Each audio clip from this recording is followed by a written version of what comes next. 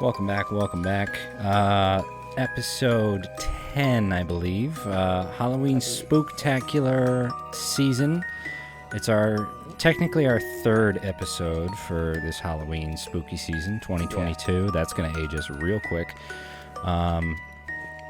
It is currently 5:32 in my place of origin. Anyway, I am Dutchman. And this is Jay, and we're here to present you guys another Halloween special.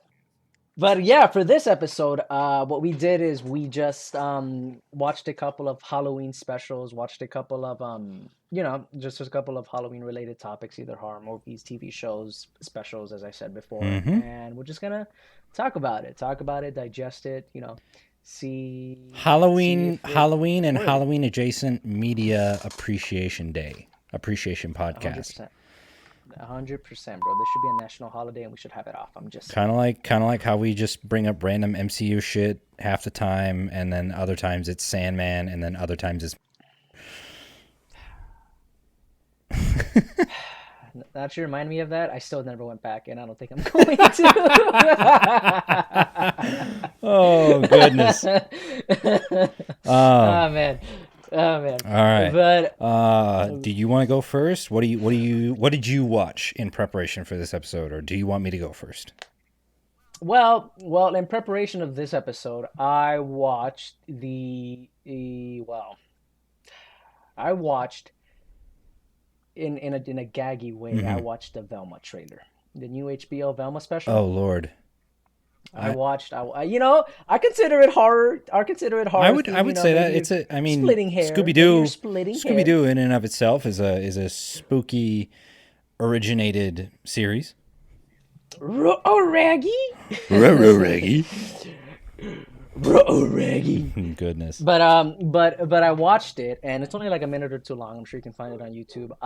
But it was a very weird like tonally, kind of like tonally, it looked like Scooby-Doo. Mm-hmm.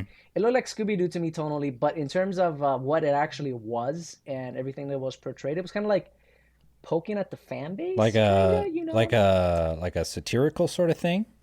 No, kind of like because I'm assuming that you haven't watched the trailer. I have not. I didn't even know this was a thing. Oh, well, it is, and you should definitely watch it. She's being voice acted by the it's an animated show. Yeah. She's being voice acted by the actor from The Office, the fucking the one who likes the intern. Pam? The one who always Pam? No, not Pam. Not Pam, the other one, bro, like the fucking I forget her name. She's being voice acted by her. I know her, yep. And yep. Yeah, which I'm not gonna lie, I like her voice. Her voice is pretty good. It fits. Like it fits Velma in my opinion. Okay. Nice. But in terms of poking the fan base, it was very like she was writing to, some major corporation bullshit, whatever. She was like, "Dear so and so company, you really shouldn't have changed this person's, I don't know, gender or sexual preference or some bullshit like that, because it makes no sense, because the character is not who that was, and you should really go die." Literally. Okay. In terms of what it was a very, like, tonally, I'm willing to give it a shot in terms of like horror aspect, because it did seem very horror-y and very like maybe a much more, I want to say, mature type of flavor they're trying to put in there. I don't know what it's rated. I don't know what's gonna happen. But in terms of, but I'll give it a shot just to try it out. But there's a bunch of things that I'm just like, maybe you shouldn't have done that. But we'll see. We'll learn more. Kind of like the Harley Quinn animated series, sort of. Honestly, I enjoy that series. I do. I love that series. I enjoy the Harley Quinn series. I thought it was funny as fuck. Dude, accurate, bro. And my favorite character, you'll never guess who it is. King Shark. Is it Frank? No, it's King Shark. I love him so much. And every time I see any other portrayal of King Shark, I'm like, you're not my King Shark, because King Shark says King Shark. Mm-hmm. I like King Shark, and I like Frank the plant. The plant. Dude, Frank is amazing, Voiced bro. by JB Dude, Smoove. Shout out. dude, dude, and all I'm saying is if Kite Man can get a girlfriend, like every single guy out there has a chance. Like that's it. That's it. Dude. Kite Man. But yeah, that was my little teaser, taster, whatever the heck for horror things we watched. What about you, man? What you watched? So you didn't watch anything else? You didn't watch like No, I got Oh, more. I okay, got okay. more. We're taking turns. We're taking turns. Don't All worry. right, I'm gonna pull out of my ass. Let's see if you ever. I don't know. I'm sure you must have watched this because I mean you're approximately my age, and you were older than I was when this came out, so I'm assuming that you would have seen it. Do you remember an animated television movie by the name of The Scary Godmother? Wait, are we talking about the Cartoon Network special? Yes. Oh, bro, you just like you just put so many memories into my fucking brain. Like I literally started like hearing the fucking song in my Dun brain as soon dun as you said dun Scary Godmother. dun Yeah, dun dude, dun dun dude, dude, dude, dude, dun. dude, dude. Yeah, bro, I remember it. Scary Oh, that was Godmother Halloween that's Spooktacular TV movie that's a released good in one. 2003. Does that age you or does that not age you? I was born in '97, so I was 6 years old when that shit came And out. I was 3.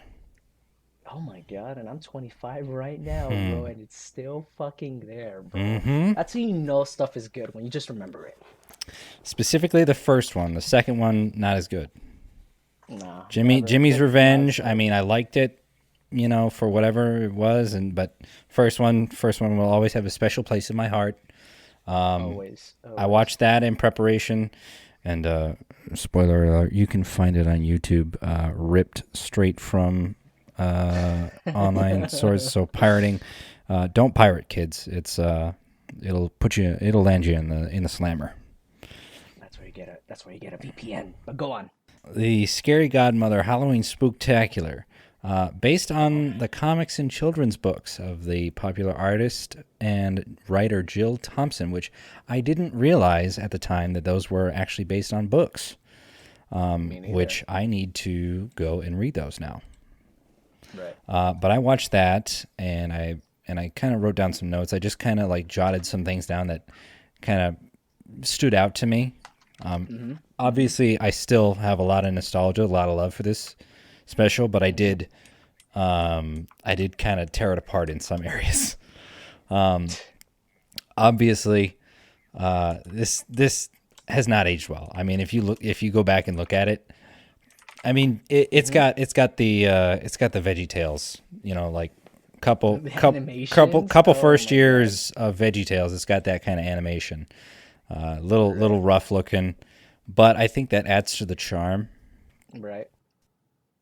I did see that all of the older human characters, like Jimmy and the three other shithead middle school teenagers, semi whatever kids, all of the older kids have black dots for eyes, and Hannah is the only one to have actual irises. So she's actually got Right. actual eyes. So I think that's a stylistic. I don't know if I'm sure that's partially Choice. from the book as well, but I think that is to partially convey, because she's younger, she has that imagination that she can actually see the monsters for what they are instead of how the older kids see them, which is just as monsters. And the Right. fact that she comes across the monsters and they eventually befriend her. I think there's a thematic thing there, but I also did notice that in that special there were some decent jokes, I guess. Obviously, we know that Jimmy's a little her cousin Jimmy, her older cousin Jimmy, dressed as a devil. He's a little piece of shit. He's a little stinker. He is a huge piece of shit. He, Yeah. he he will just outright abandon his younger cousin in order to go trick or treating. So We don't stand Jimmy, and if you do, No. Godspeed. Godspeed to fucking hell. Goodness. How much do you remember from the special? Well, from the special, I remember how the big monster looks like. Mm-hmm. I remember the witch. Honestly forgot about Haley. I think that was her name, right? Hannah. Yeah, Hannah. I completely forgot about Hannah Mm-hmm. until you said it. I remember Jimmy, Yep. and I think there's one more monster, but I can't remember that one. There's the usual stand-in monologues. Outside, The skeleton too, right? there is a skeleton. There is Yes. the vampire family. They're not Dracula's, from what I remember. They're not Dracula. They're just vampires. Right. Oh my god, bro. They were so badass. Like the vampire family for Mm-hmm. me did it, bro. Bro, the kid was a badass. The Mm-hmm. mom was hot. Mm-hmm. She got, The dad was cool. that was cool for sure. And I mean, it was a somewhat healthy dynamic. So we got good family therapy that goes on when they're not out partying. So it Right. seems like a good healthy family relationship. So good on them. Right. That's a plus. And just going off what I remember from that Mm-hmm. movie, it was a pretty enjoyable movie. I don't know why, but it really gave me kind of like Foster's Home for Imaginary Friends type of Yes, vibes for absolutely, like a split second. absolutely. You know, and I really and and I'm sure if I go back, because I'm just fondly remembering the movie, Mm-hmm. but I'm sure if I go back, I'm gonna be like, oh man, the animation is shit, Oh yeah. bro. What is this? What is it? Trash. Mm-hmm. Oh my god. Like I want to go back. See, now it's on my list. I'm definitely gonna watch that movie again just because you reminded me of it. Mm-hmm. But something I did watch Ooh. that in preparation for today was the oh boy, this is a can of worms, but it is Uh-oh. Boku no Pico. No, I mean, Oh.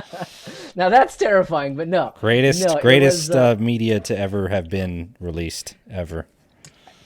there's 3 episodes, mind you. There's 3 episodes. Who the fuck decided that was a good idea?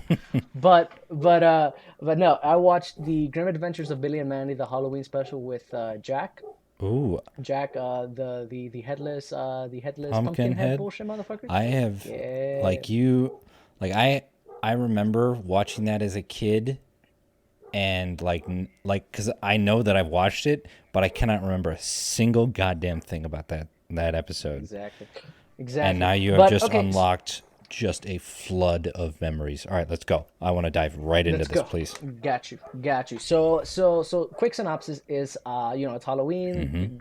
Billy and Mandy and Grim, they're all just Great trick-or-treating show around. overall. Great show overall. Overall, so many questions. Who the fuck approved any of those episodes? And third of all, why isn't it continuing to this day? Oh. But anywho, so as I said, they're all trick or treating, and then Grim tells, I think Mandy or Billy, in the graveyard, a Mm-hmm. story about how I think he couldn't collect the soul of one character because Jack, he was a trickster. He Mm-hmm. he, he was he was a very trickster, and everybody got tired of his shit, so they killed him. They chopped off his head, and Grim, he came to collect the soul, but I think he tricked him. I forgot how. I forgot how, but he tricked him. So Jack continued to live, and at the end of the day, Jack just wanted the scythe from Grim, which he does collect through some Billy and Mandy Mm-hmm. shenanigans. And then the entire plot is just basically to try to get it away from him, trick him, and then everybody's happy all over again. Mm-hmm.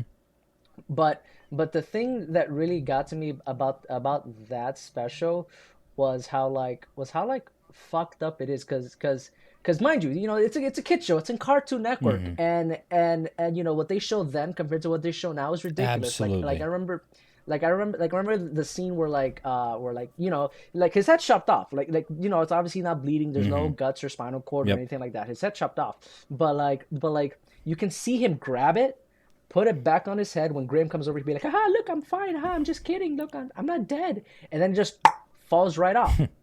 And I was and I'm watching that, right, as a 25-year-old adult, and I'm like, fucking hell, watching that as a kid, bro, that was terrifying, that was dope, that was amazing, and I just didn't expect, like, that one scene just stood off to me because that one scene just like showed me the difference in what was allowed then compared to what's allowed now. Mm-hmm. Maybe it's a cultural shift. Maybe Cartoon Network doesn't want to be as edgy anymore. I don't know. I don't care. But it was such a great special, and I was so happy I was able to rewatch that as I am now. Mm-hmm. So I mean, it is really cool and like really nostalgic to go back and watch those older Cartoon Network shows or any shows that you watched as a kid, because obviously, right, like you were saying, it's a completely different social landscape. It's a completely different emotional landscape. I mean, Christ, you and we both grew up with Courage the Cowardly Dog. That's another series. That whole series is nightmare fuel, dude. return the slide Oh or goodness. suffer my curse. Dude, that episode had me shitting as a kid, bro. Like, yeah, like you said, you won't see this kind of stuff today. Christ, how does teen, like, I'm gonna go off on a bit of a tangent where, but Hmm. we'll come back. How does Teen Titans Go, the spin-off kids series Yep, yep, from yep, the yep. original Teen Titans, have more seasons than the original series? Like, Ironically, ironically, I think it's because of uh initially like this is something I learned going back to a couple of old TV shows I watched, like Generator Rex, and a bit oh of a tangent, but whatever. But like Generator Rex and Ben 10 yes, and like all these like good TV. Oh my god, the crossover between Generator Rex and Ben 10, oh. like story time.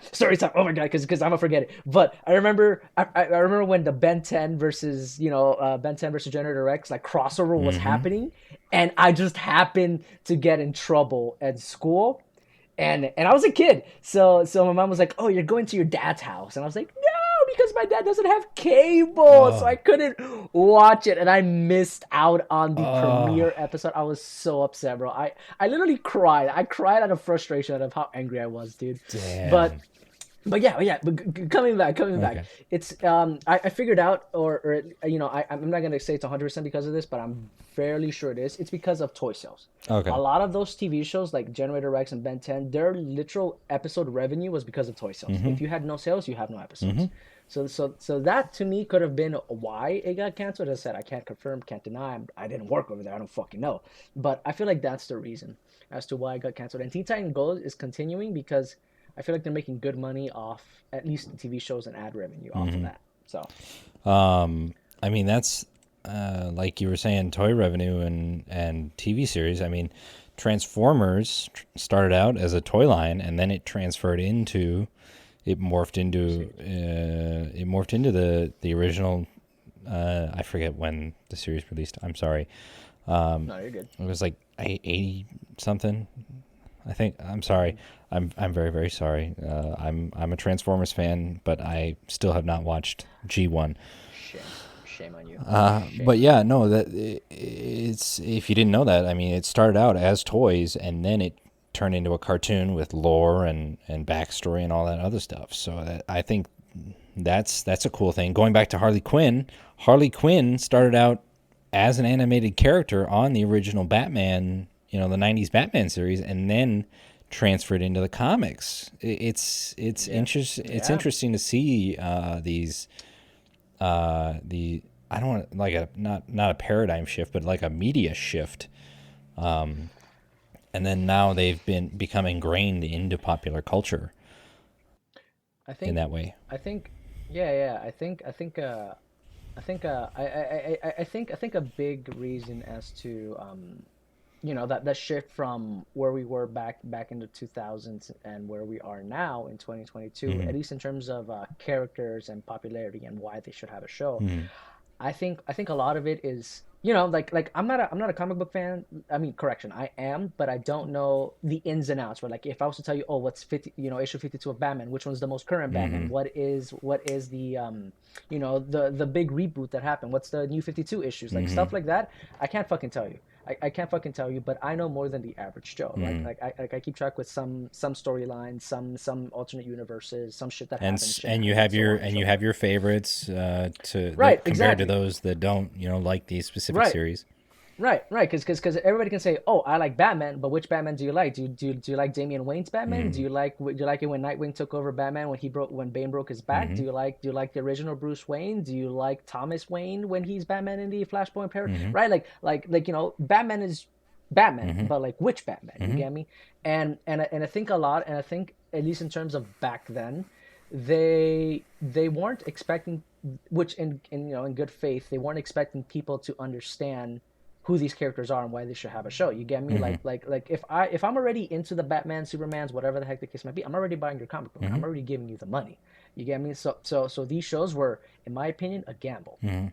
Which is why, it's like you got to make a good show to promote people, the kids buying your toys, which then promotes you to make more Make more episodes. episodes, make a better show, Exactly. all that other stuff. Yep.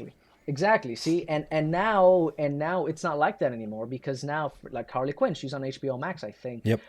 She-Hulk, right? She has Disney Plus. Mm-hmm. Same thing with like all these like new shows that are coming out. They have no incentive to make them good because you're already going to be on Disney Plus because you have a kid. Period. So if Mm-hmm. I make a good show or not, we're still getting your money. You're already going to be on Netflix because everybody has a fucking Netflix, right? Yep. So I have no incentive to make a good show. So that's what I feel like this paradigm shift is. Like I do feel the first way in terms of selling toys was a very, I don't want to say toxic, but toxic for a lack of better word, because you're always under stress Mm-hmm. to make it better. But at the same time, it's kind of like without pressure, you don't have a reason to be better. Mm-hmm. Mm-hmm. So that's my 2 cents on the paradigm shift between these and that, and that's why I feel like the old cartoons, they had to be good in order to promote whatever the heck they need to promote to get your money in different ways than just your subscription. Mm-hmm. I guess we'll keep going. I also watched just last night. I didn't write anything. I didn't write any notes down, unfortunately, but it's fresh on my mind. Do you remember The the? Muffin Man. Do you remember, or have you seen the A Nightmare on FaceTime episode of South Park? No, I have not. No. Okay. So if you have HBO Max, go watch that episode. I think it's fucking funny as all hell, and it simultaneously shows its age and is timeless in equal measure. It opens up with I mean, the basic premise is the Marsh family, Stan decides to buy a Blockbuster, and it's Halloween, and nobody. And this is 10 years ago. This is 2012. This is when streaming was really starting to fly, To get fly high, yeah. high, and start to take off.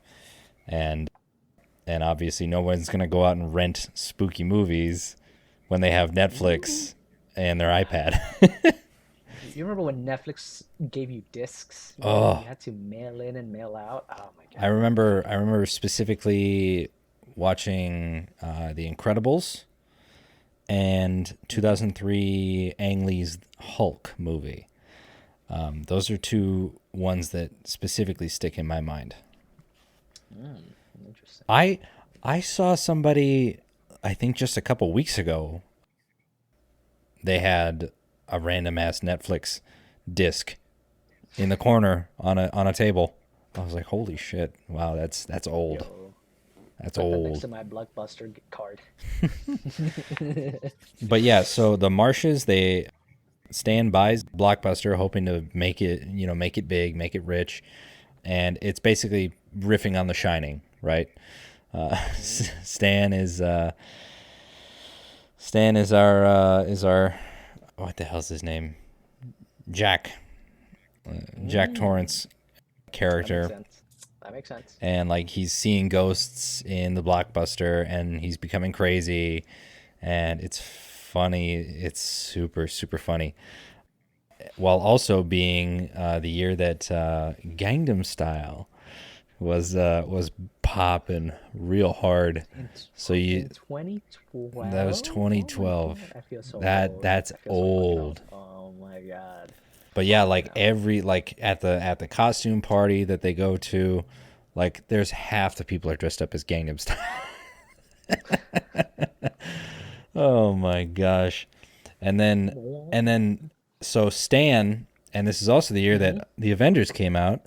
So Stan and the boys, they're all dressed up as The Avengers and as Cartman's Hulk, right? yep. Stan is Captain America. Kyle is Thor.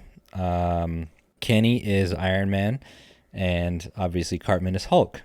And there's also a running gag there where nobody thinks that he's the Hulk. They call him Bruce Valanche, and they call him just they think it's Stan. Obviously, is being forced by his dad to stay at the Mm-hmm. store and work, quotes, because there's obviously nobody's going there, and he just expects people to be flocking the stores. So he basically FaceTimes, and Kyle has to wheel him around on a skateboard, and they go around door to door trick or treating. And the obvious gag, like I said, is Cartman says that, oh, it's gonna be the Avengers and some FaceTime iPad skateboard dude. And then they think, oh yeah, Captain America, Iron Man, Thor, and Bruce Valanche. I'm not fucking Bruce Valanche. Oh my gosh. And then yeah, it's really funny. I always watch it every year. It speaks so much to especially the climate right now. Right. Mm-hmm. But yeah, Yeah, it's really funny, and obviously Stan Marsh running around as Jack Torrance, and he's like, Stan, I'm coming, Stan. He's just, I'm coming. fucking, I love that guy so much, bro. Stan Marsh, Stan favorite Marsh, character. He's or so good for no reason. yeah, But another Randy movie Marsh. that I watched. Oh, right, bad. Randy, you're right. But another movie that I watched, which I'm sure it's gonna, get gears turning up here on your Let's head. hear it.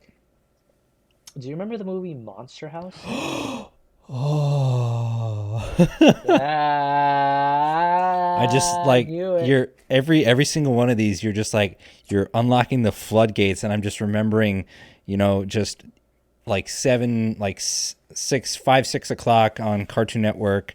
You just got done with school and your homework, and you just got done eating, or you literally take your plate downstairs or wherever you need to, and you're just sitting there and you're watching Cartoon Network special presentation, Monster House, and oh my gosh, Bro, dude. dude, that movie was crazy as a kid, bro. That movie was crazy as a kid. And you know what's funny? The only scene that like it seared into my brain. Like I completely forgot about this movie until I remember that one scene. I'm like, oh shit, this movie does exist. Mm-hmm. The one scene is when the kids are in the house, Mm-hmm. and then the girl, which I forget her name. I forget all the characters' Yeah. name. I'm bad with Yep. names. But the girl, she goes, "Oh my God, it's uvula," Mm-hmm. and then the guy goes, "So it's a girl Yep. house." Dude, but but quick summary for those people who don't know. So long story short, there are these three kids with the crazy old, cranky old man, Across the mater street. type of Yep. situation right across the street. And any kid touches his lawn, he gets out there, he becomes a crazy guy. Get off my lawn, you dirty kids! So on and so forth. Everybody just assumes he's a cranky old man. Mm-hmm. And then the kids eventually like they want to learn more. They wanna figure out what the fuck is wrong with him. So they start exploring the house. They start trying to see what the fuck they do. No, actually no. No. The old guy gets a heart attack. Yep. The old guy gets a heart Yep. attack. So he's away. He's away to the hospital. He gets a heart attack, Yep. and the kids wanna, see what, because I think they see the chimney still smoking, but there's Yep. nobody there. Yep. So they're like, what the fuck is going Mm-hmm. on? So then they go in there and they explore the house, and eventually they come to find out that the house is actually alive. Mm-hmm. And not only is it alive, it's the old man's wife's soul that's trapped in there. Some bullshit Spoilers. like that. I mean, it's an over The 10-year-old Monster movie. House. It's an Spoilers. it's like a Oh my 15-year-old God. movie, but Oh almost my 20 God. years. Damn, that's I want to crazy, say dude. like I think it was like released like what 2005 6. I'm gonna look it up right now. Yeah, dude, but anywho, so they go in there and basically, the actually 2006. Okay, I was close. 2006. See, I said Yeah, close. 2006. Damn. damn, that's an old ass movie. But yeah. So and then the fucking house comes alive and it eventually tries to eat them. And I think they destroy the house, right? Yeah, They do because it yeah. eventually, yeah, It goes crazy. it It goes goes berserk. crazy. It Yeah. jumps out of the foundation. Yeah, with some trees as hands and bullshit. Yeah, like that movie was terrifying as a Yeah, kid, and bro. not only did they see the chimney smoking, yeah, they were doing experiments and like probing into the yard, and then watching the Yeah. trees and like the the sidewalk start to jut up, and like the freaking carpet tongue come out and grab a dog, and like And just chuck that shit. so, Yeah. and nobody, and since it's a kids movie, nobody dies. If you Ironically if enough. you if you remember, they all just get sucked down into the basement, and basically, I mean, they're almost catatonic and being like digested or some shit. But yeah, if you didn't know, that film, I believe was I believe that was the same animation studio that made Polar Express, Beowulf, Mars Needs Moms. I think they're called Lighthouse Pictures or something like that. The I think studio so. that completely went bankrupt because Uncanny Valley equals bad sales. But surprisingly, that film, while it does obviously show its age a little bit, Hmm. quite a bit actually, I guess, but it does show its age. But I think that specific art style, the way that they kind of over exaggerated the proportions and everything, I think that actually works better than trying to emulate an actual human face. Tom Yeah, Hanks. yeah, yeah. It kind of looks like a little bit like a claymation type of situation, Yeah. kind of. But which in my opinion, I feel like makes the art style timeless. You get me? And for those who want to watch it, it's on Amazon Prime, so you can go watch it. Currently, So at the time of recording. yeah, currently, you're Speaking right. of claymation or just Hmm. stop motion animation, I watch this every year anytime I can find it without fail. I will always watch this film.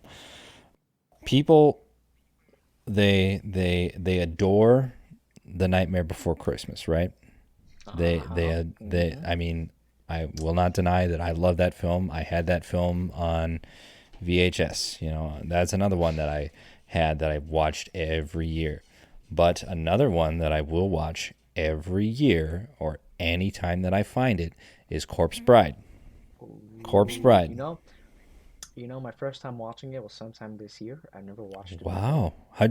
What okay, Yeah. so before I say anything, cuz this is like objectively, I know that Nightmare Before Christmas is better. It has better numbers, Yeah. better musical numbers, I should say, Yeah. and it Yeah. has 100%. better art style. But I appreciate Corpse Bride more as like a dark horse or like a cult classic sort of thing. So, what did you tell me? What you thought of it first before I start gushing? Of course, bro. So Before I Corpse Bride. pop off. Okay. But from what I remember from Corpse Bride, I enjoyed I enjoyed it because first of all it's Tim Burton. Yep. Okay, so I was a huge fan of Tim Burton, bro. The Tim Absolutely. Burton and the Johnny Depp duo, always with Edward Scissorhand and everything else he fucking did. I was a fanboy from the beginning. And I don't know why I never watched it until last year. Maybe I wasn't. Maybe I just couldn't find where the fuck to watch it. But I watched it and I enjoyed it. I thought the premise was a little bit, dumb, but it's a kid movie. Like I think he like gets a wedding ring. He's scared to ask his actual girl out, so he just like pretends he's doing it, and he does it to a branch stick or Yep. whatever the fuck. But it turns out to be the dead girl's hand, Yep. and then now they're married or whatever the Yep. fuck. Yeah, which I don't remember the ending. I forget the ending. I forgot how it ends. Okay. So you're probably gonna have to remind my memory on that. All right. But through the entire movie, uh, I thought I thought it was a good movie, and comparing it to the Nightmare Before Christmas, the only thing I can say, I enjoyed the Corpse Bride more than I did the Night Before Christmas. Okay. So you're kind of in my boat. In your situation, yes, but the only reason I will objectively say that the Night Before Christmas is better is because of Boogie Oogie. Okay. All right. Yep. I will. I That will agree. I will agree on that one. that one character, his entire song and and everything about him, I just love him as a character. I Gambling don't like I addict. 100%. Jack is all right. His girlfriend, the fucking Sally. Frankenstein lady, yeah, she's all right. There's no other character that really stands out to me like that. And maybe if for Nightmare Before Christmas is because they try to introduce so many characters. Yeah, they have. You They have a know, lot of They have a lot of stuff going on. yeah. And for the and for the Corpse Bride, there's only basically like two or three main characters, right? The guy, the Corpse Bride, and then potentially the actual girlfriend. Hmm. So I find it way more easier to digest and really get involved with those characters. So that for me is why I like it more. Hmm. But dude, Boogie Woogie, like that guy just sells it for me. Yeah. That. I mean, that whole number is obviously a god's. It's just it steals the show. Boogie 100%. Oogie chews every scene that he's in, and he knows it.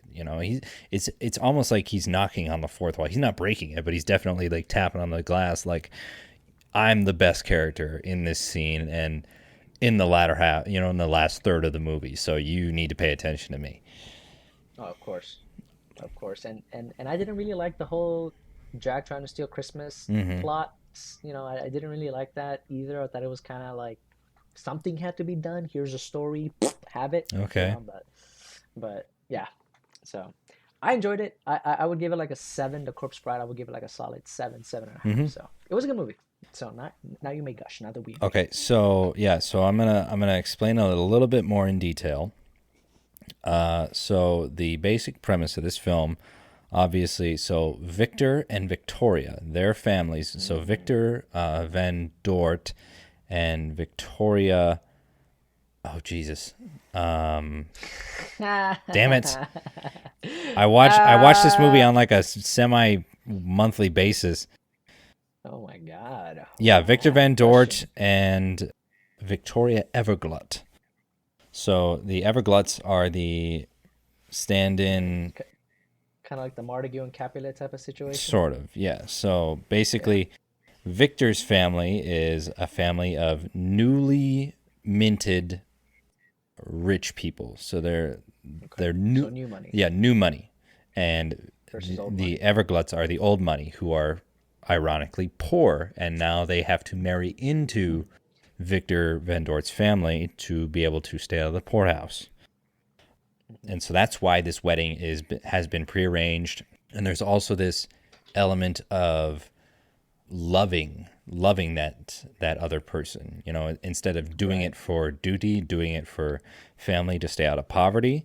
Right. They are both worried. Victor and Victoria are both worried that they're not going to love this person and Right. this other person. And Victoria's parents, they hate each other. They they don't hate each other, but they're just like, you know, Right. we don't like each other. No, but yeah. So Victor, once he meets Victoria, he becomes absolutely terrified of becoming married because he wants to get married. Yes, he does, but he's so nervous, borderline. I don't want to say neurotic because he's not all over the place, but he's like a mouse. He's very Hmm. scared.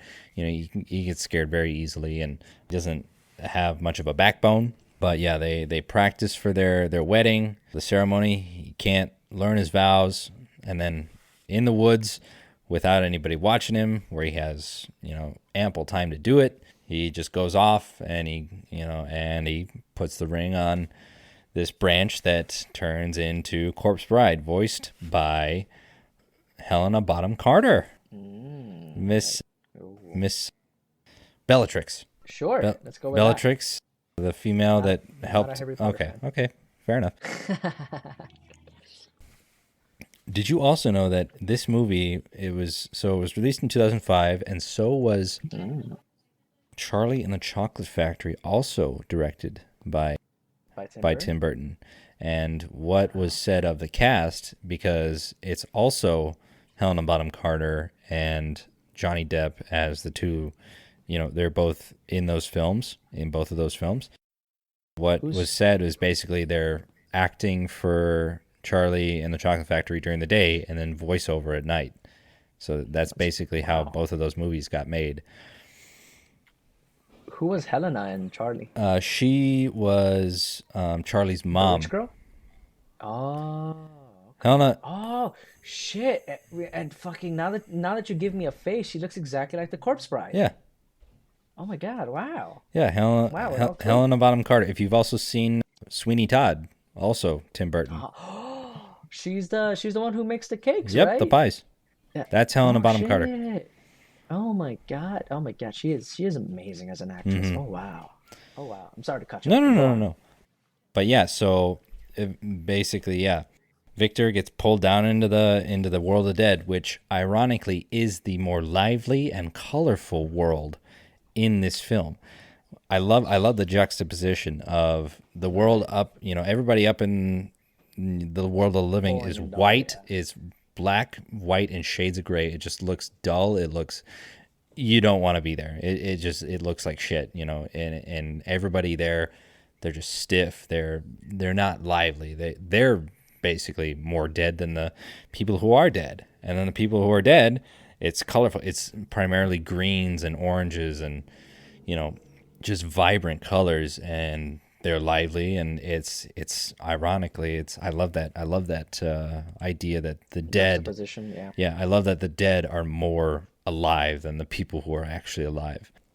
But yeah, so basically the corpse bride, her name is Emily, by the way. She basically gets a number about her, telling everybody the origins of her, and Victor gets an idea that he should go back up to the surface world, or that they can go see his parents, who are still Mm. alive.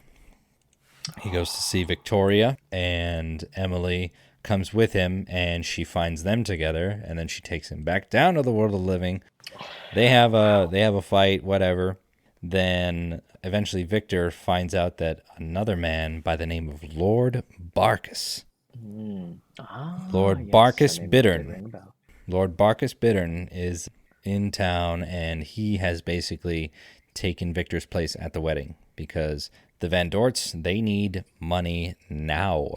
So he basically, there was a cut music number that would have been an introspective song, kind of like Jacques' Lament from Nightmare.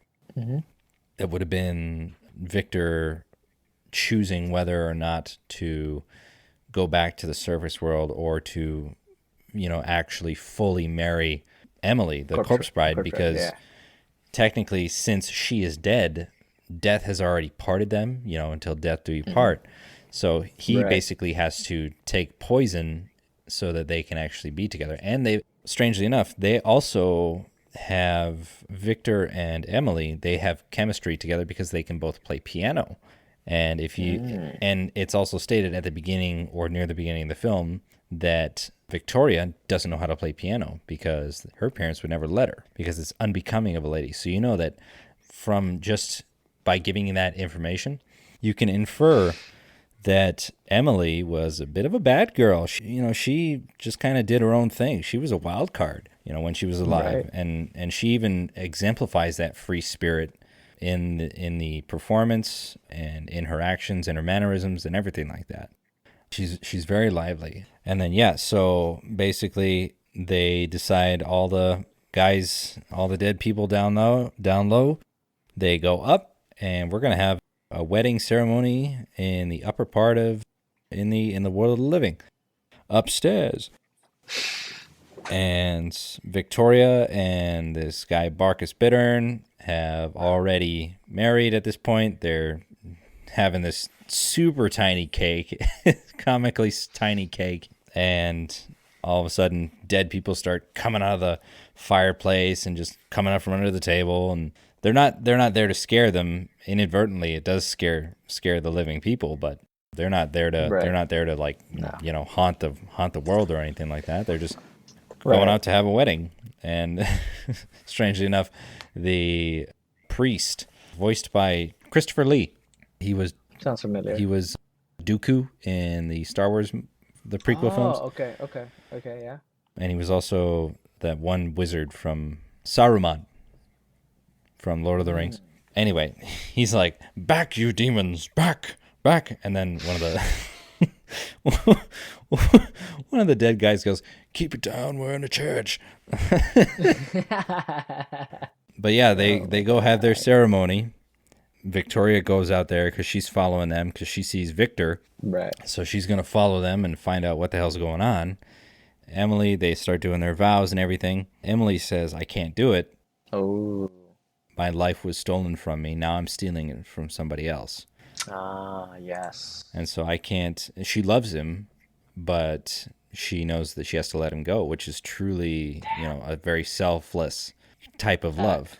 It's a very selfless type of love. But Barkus Bittern comes out, and he is threatening to kill Victoria. And we know what that means. Victor has to step up finally before they have their boxing bout with a fork and a sword. Okay. Victor and Barkus respectively. Okay. Emily recognizes Barkus. Dun dun dun. Emily was killed by Barkus at her wedding day. Oh. That is why she was the corpse bride. Oh my god, what? And fucking didn't like Barkus from the beginning, that asshole. I knew it. Mm-hmm. Wow. He was that little scumbag that killed Emily, and she never got the wedding that she wanted. And then probably this girl was next. And this girl was next. And so Barkus, what he does is that he marries into a rich family, takes the dowry, which is like a gift from the wife's family to the husband. Like, here, in addition to taking our daughter, you get this stack of gold or whatever, Thank you. And so what he does is he takes on these wives and then he kills them so that he can just keep the money, whatever. But Victoria, she states that, no, we were supposed to marry you so that my parents would stay out of the poorhouse. And then he gets really unhinged. And then that's where Victor steps up and he says, "You take your hands off her." And they have a fight. The dead cook lady, she throws Victor. She goes, "Victor, catch!" And she throws, and then you don't see it until he catches it. It's a tiny, tiny fork.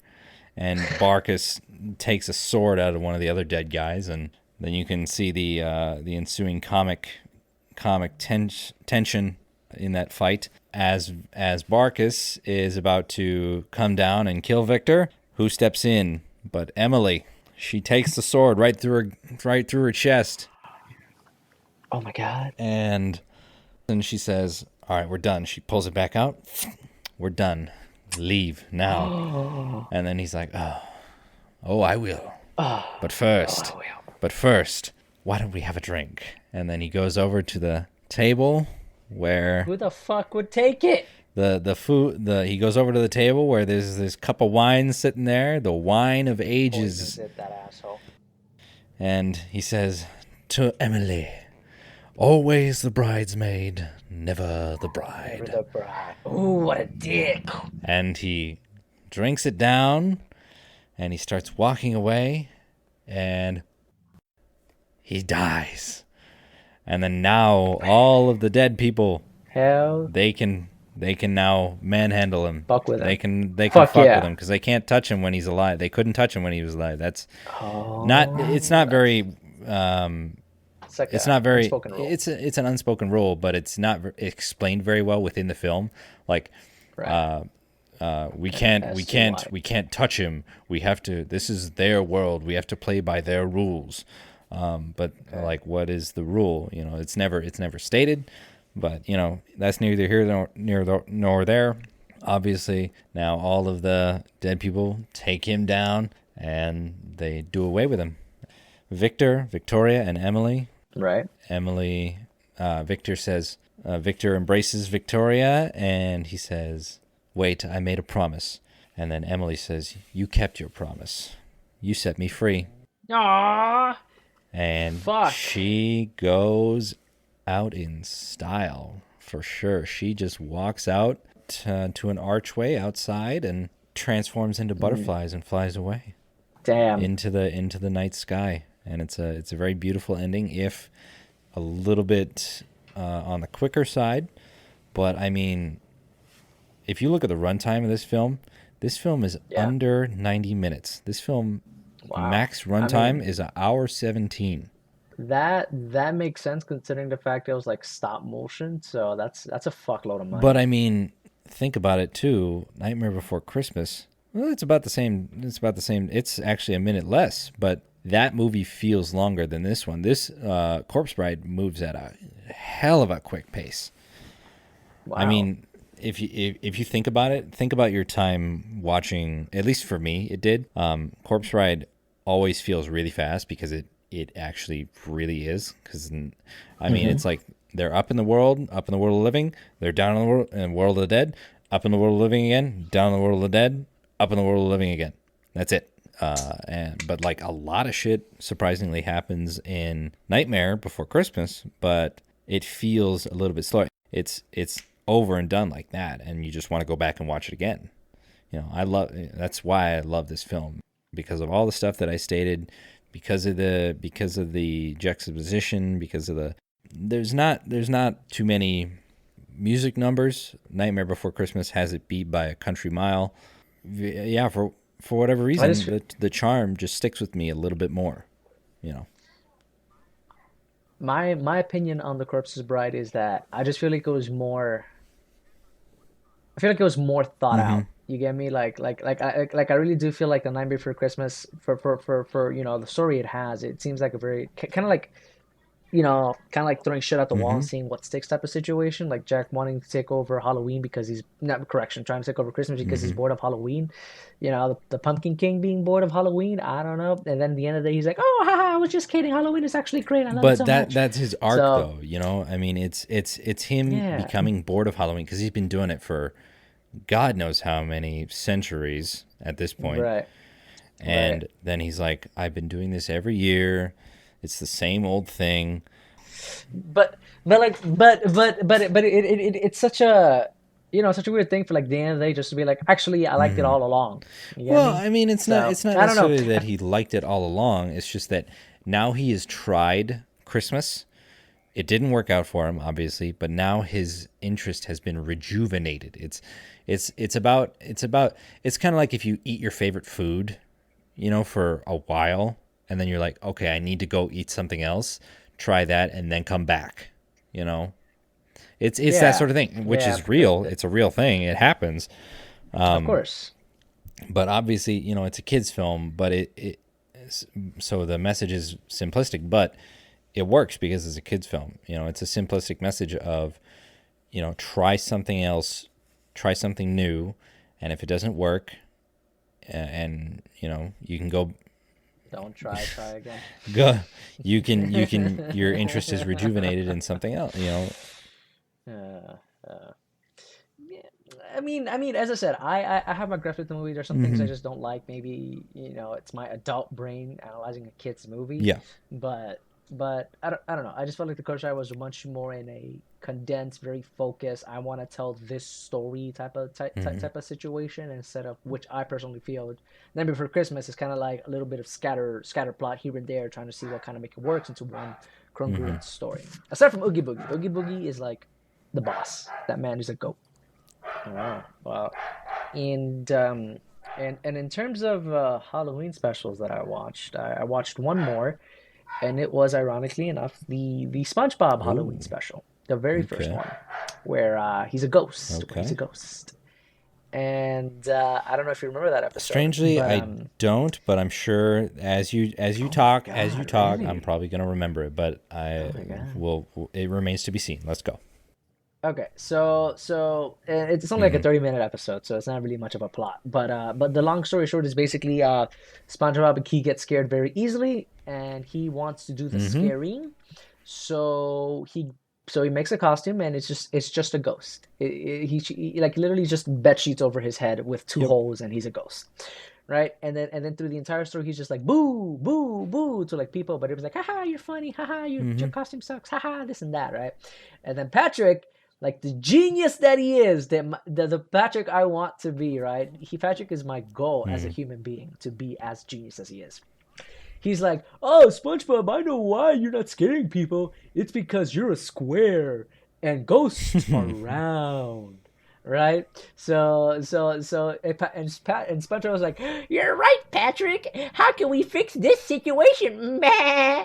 So he goes and he's like, "I got you, bro." And he just like gets a shaver. He just starts shaving like the Oh. corners of his, of his squareness, like Yep. it's a piece of hair. Which I'm like, that looks. I was like, I was watching that. I was like, bro, you're cutting his skin. You are cutting his head, bro. But whatever, whatever. And then now he's round, and he does once again. He goes, boo, boo, boo, and like nobody's scared. And then eventually he goes through the Krusty Krab because they start having a Yep. Halloween party or whatever the fuck. And I forgot what happened, but he takes off his costume because he's like, oh, I didn't need this to be scary. I'm beautiful or whatever the fuck the way I am. He just takes it off, and he is nothing but a spinal cord, an eyeball, a mouth, and a Oh, brain. I remember that image. Yeah, yeah. And my first the where my brain went to first was the I don't know if you ever watched Mars Attacks, Yes. the with an Yes. yeah, that's where it went to immediately as soon as I saw it. I was like, oh, I was like that scene from fucking Quentin Tarantino's the Hollywood movie. He's like, that's he did it, he He did it, did that's it. it. You get me? Yep, Leo. Yeah, yeah, yeah. So that was it. So that was it, and yeah. So that was the episode, and it just reminded me of a whole bunch of Damn. things. Like reminiscing, back when I was in high school when I was just watching episodes and I was like, damn, I'm old. Holy fuck. Oh, So I quite yeah, enjoyed that. That was a good walk back through memory lane. that's all this episode has been, bro. And I'm like, fuck, I want to go watch the Scary Godmother Yep, one now. I gotta go watch that. I have to go back and watch that SpongeBob special. I have to go back and watch that Billy and Mandy special. I gotta go watch, binge all of Courage the Cowardly Dog, and I have Damn. to yet. I always make it a point now to watch Nightmare Before Christmas on Halloween. I don't like to watch it beforehand because the whole point is to watch it, or the whole point is it's Halloween, so watch it on Halloween. That's just a me Why thing, not? but Yeah. but Listen. I don't know how Halloween was back then, but today it just evolved into girls and Hot Topic. That's what Halloween is nowadays. also strangely enough, it's a Christmas movie as well. I didn't know if you knew that. It's so weird. It's so weird. It's so weird. I mean, I get how it's both because it has both themes, but how the It's fuck just is it Die both? Hard, dude. It's just Die Hard. Get out of And that's here. been our episode, folks. We're gonna fucking end it on Die Hard. All We're right. gonna edit All in right. John All right. I'll McClane. give it to you. Sayonara, motherfucker. You do that. You do that. You do that. Fucker. Sayonara, motherfucker. All right. All right, boys, Oh, girls, and ghouls alike. We hope you appreciated and enjoyed our deep dives, sort of reminiscing nostalgia Halloween episode. Halloween spooktacular. episode fun time. I don't know Spooktacular. what we want to do for the last episode this weekend. Do you have any ideas? As of right now, I can't honestly. I'm not gonna lie to you. I thoroughly enjoyed going down memory lane. So I think a part two of this would be very great. But we'll leave it up to you guys. If you want to hear more of this, or if you want to try something new, just let us know. Or if anything, worst case, we'll just do this again I because this was nice, I reminiscing quite through like memory this lane. because I So mean now I think we're getting into a groove. I felt it in this episode. The chemistry and the back and forth banter is becoming a lot smoother, a lot better. Just because I mean we have somewhat of a game plan.